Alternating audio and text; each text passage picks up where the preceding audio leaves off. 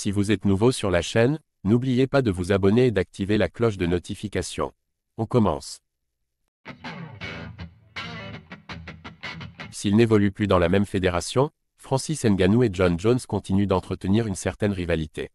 Cette dernière s'est encore observée récemment, avec une étiquette peu flatteuse attribuée par le camp du Camerounais à Bones. En MMA plus qu'ailleurs, les antagonismes n'affichent aucune frontière. Jon Jones et Francis Ngannou le prouvent depuis quelques semaines. S'ils n'ont jamais réussi à s'entendre au sujet d'un duel dans la cage de l'UFC, les deux hommes restent malgré tout de grands ennemis, y compris depuis la signature du Camerounais à la PFL. La récente attaque cinglante de l'actuel champion des poids lourds en témoigne. Ciblé par Jon Jones, la riposte sauvage de l'entourage de Ngannou.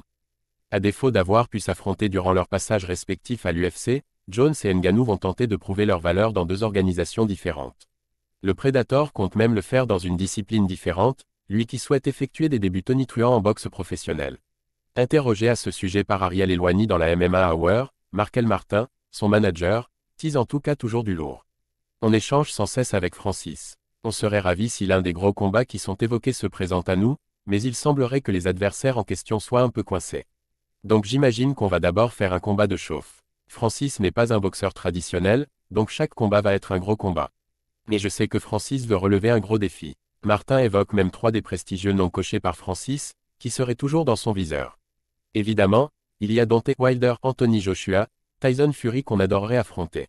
Je pense que ça ferait une belle histoire qui irait au-delà des sports de combat, et en même temps, ça permettrait de savoir qui est l'homme le plus dangereux de la planète. Car oui, la finalité d'un tel choc dans le ring serait bien de désigner le combattant le plus redoutable du globe. N'en déplaise à Jon Jones, qui doit se contenter d'un surnom moins reluisant selon Martin. Je sais que Dana White vient de dire que c'est Jon qui possède ce statut. Je pense que Jon Jones est le GOAT, n'allez pas croire le contraire, mais l'homme le plus dangereux de la planète.